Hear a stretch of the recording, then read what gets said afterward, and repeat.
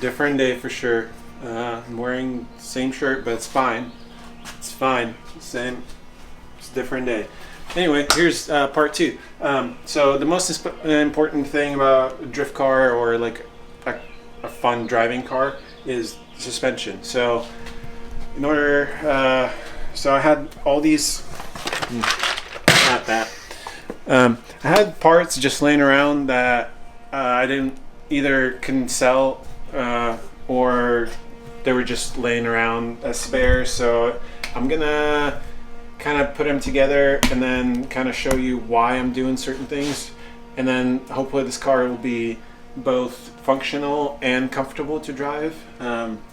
And yeah, so I have these digressive E36 shocks that were just spares in my trailer, and then I'm going to use these, and yes, I'm converting it to E36 spindle because it provides you with better adjustment and it's just better geometry overall. And that's what I've been running on the red car. So it's one, it provides you with a lot more shock, and here's actually an example of the difference. So here's this is an ultra low E36 shock, which is the same length as normal E46 shock, and so this is the ultra low E36, and it's an inch shorter than E36. But if you have E36 shocks, it just provides you with better, just longer shock overall. And then so these are kind of like leftover parts. So there's like I have silvers on my normal car, and it's hopefully eventually those shocks will move to this car, but for now I just need to put that one together with the other car still being able to roll around. I have some springs for it, so it's kind of gonna put it together, and hopefully it'll work. Should definitely work. But yeah, so these are different brands of shock, but they are, like, as far as dimensions go and the thread pitch goes, they're exactly the same. So so you can use parts that were on this, which I'm going to do, and put this shock body. This is actually a digressive shock, which I'm going to put in the front, and then the rear will be just this. It's kind of filthy right now. I need to wipe it. But it'll be standard rear, standard dampening, and then in the front it will be digressive, so it'll be a little more comfortable to drive to and from the track. And but if anything, I'll have these as spares, and it'll just live as that. So obviously this threads to here, so we're kind of gonna actually put it together. Well, put one of them together at least.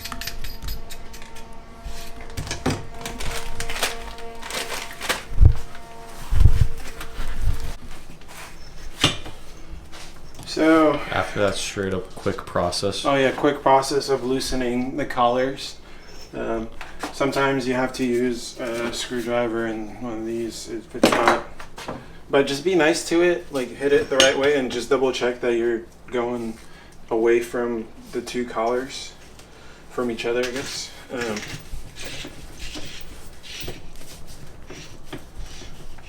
So I'm just disassembling this, and then we're gonna assemble these coilovers. I actually got for like $300 on the marketplace. So I checked all the seals and all that stuff, and then I double checked that it's the same thread pitch as the shocks that I have here, because I wanted to marry the two and see how that works out.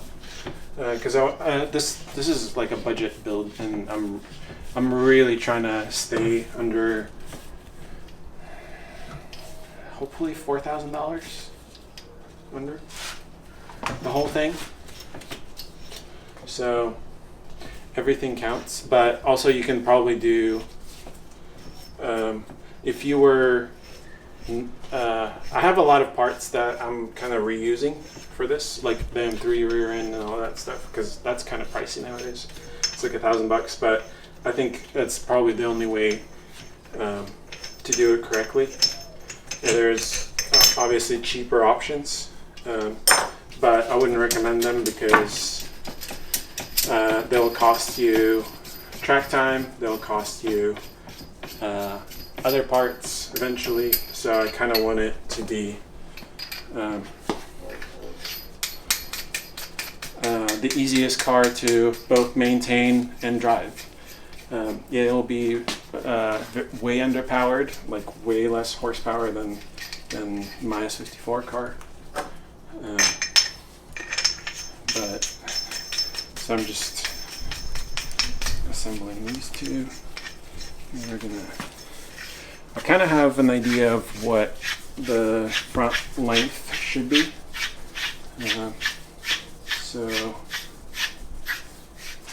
And I actually have it written down here.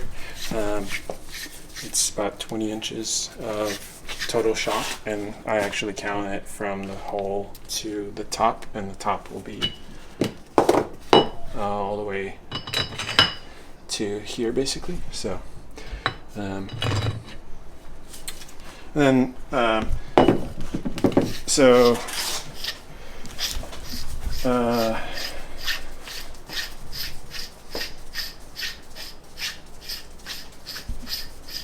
So kind of the point here is for me to prove that you can still do it on the budget if you actually know what you're doing. Hopefully I know what I'm doing. We'll see how it works out, because the turbo did not work out so well. But the version 2 will be really cool, so it's kind of worth waiting for. This, this is how all coilovers are for the most part. And then, so I have these 12K springs that I'm gonna put on in the front. You kind of figure out where that is, the adjustment, and then don't tighten anything until it's kind of in the car. But for now, just start assembling this part. Obviously, it's gonna have to go up, so because it is a little bit. Oh, the most important part. This is actually the part that I had to refurbish on these coilovers. I had to get new bump stops, and this is like a very important part for, especially when you're setting your rear.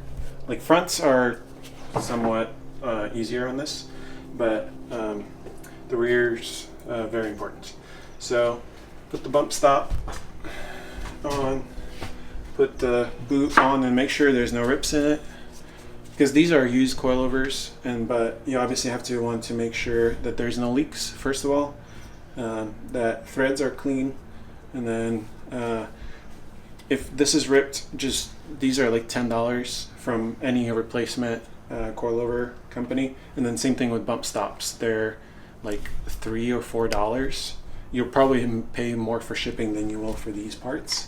So I bought these just to make sure that we are sealing off that area, and there's no dust going into where this shock is, because that's what's gonna really kill your shock. So now that this is on, we're gonna put these, I forgot what these called, pillow ball mounts or something like that, but just check that there's no play in it, then put that on there, tighten the spring all to whatever height, because this is a kind of a tall spring.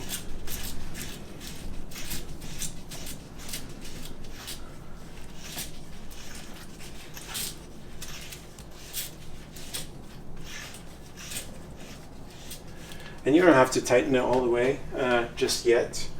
And then the next thing you'll do is put the camber hat on. And make sure also and this. Make sure these are not wobbly. Make sure everything is functional. Also, same thing here. These are serviceable, so you can take these out and then put new. And their replacement parts are not too bad. So even if you get a set of coilovers that isn't perfect, you can refurbish them if you just kind of know what you're doing. So, and then after you do that, put the nut on. You're gonna have to impact this. I think it's a 19. So let me grab that.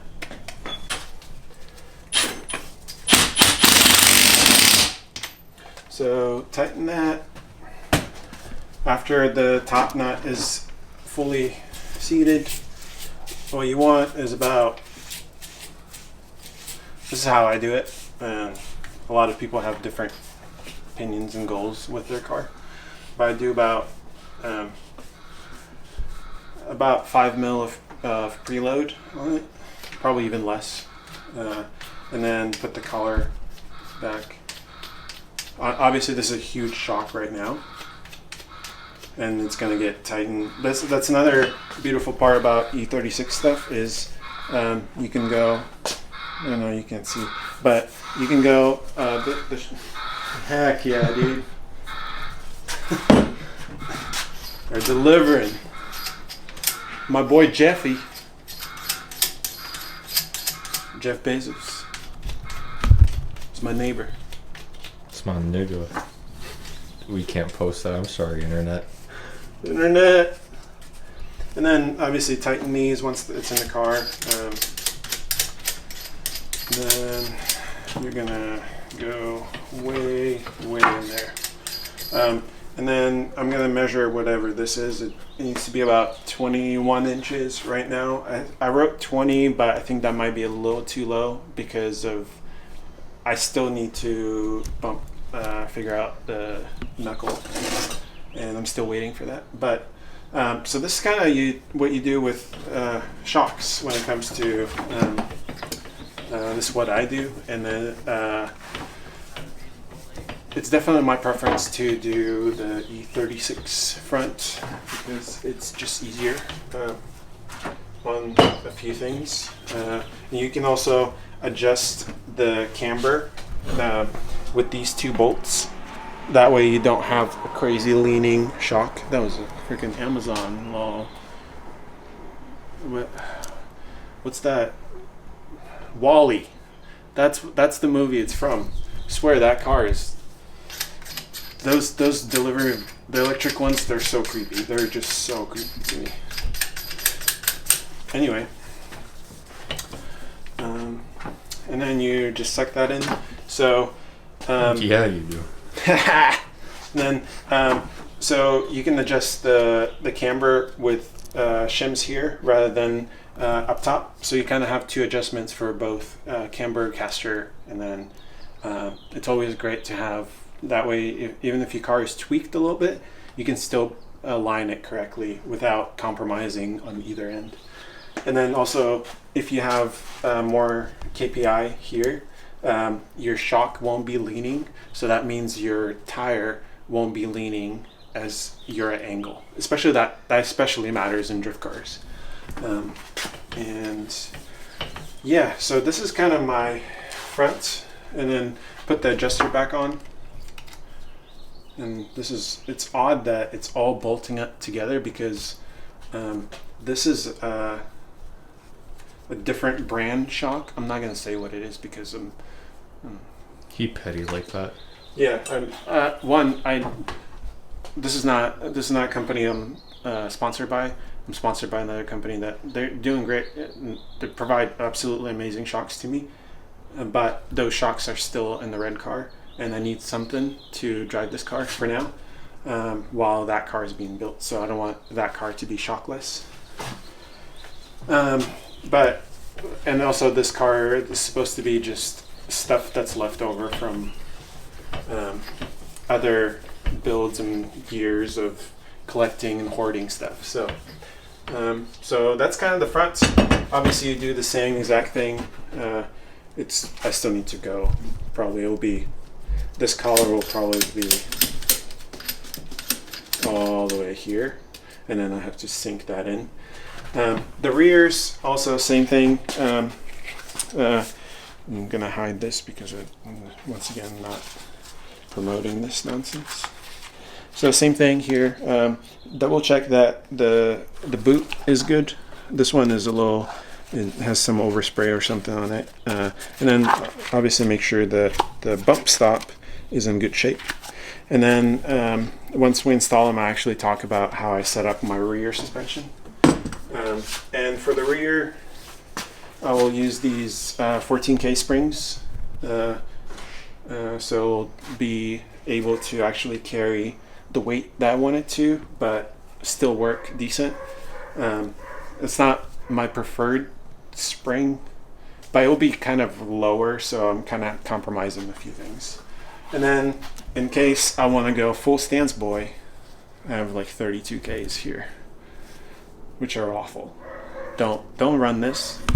But so another thing that you can possibly do if you're crafty, you can combine the two springs. You just have to get a short spring, and then figure out how to have two springs running at the same time.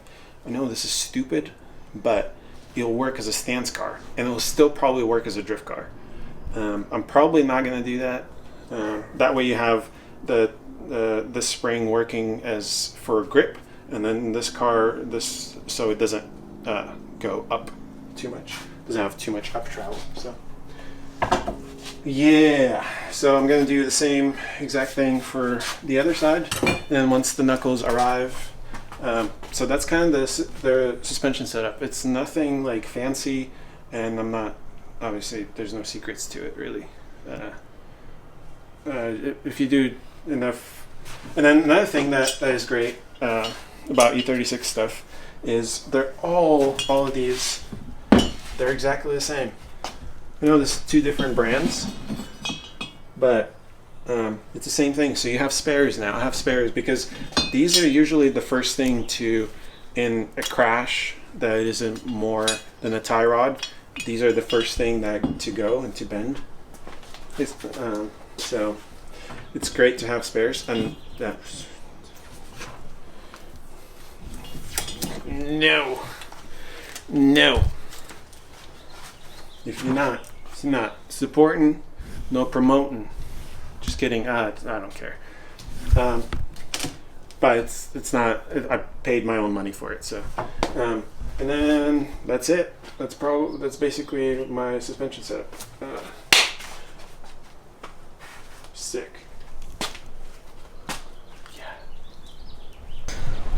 Suffering from success right now, but I'm just suffering. You smart. You very smart. We the best. You a genius. I appreciate you. You loyal. I changed a lot. You can too. Win, win, win, no matter what. Them doors that was closed, I ripped the doors off and took the hinges off. And when I took the hinges off, I put the hinges in the boy's hands. Yeah, in the boy hands. You know, I took the whole door off and the hinges and I put it in the boy's hands. You could put the hinges on their hands too. Never give up, never surrender. Put this money in your savings account. Buy your mama a house. Buy your whole family houses. This next part of the video is when you're doing push-ups or you're doing sit-ups, whatever, let's get it. Another one. Another one. Another one. Another one. Another one. And another one. And another one.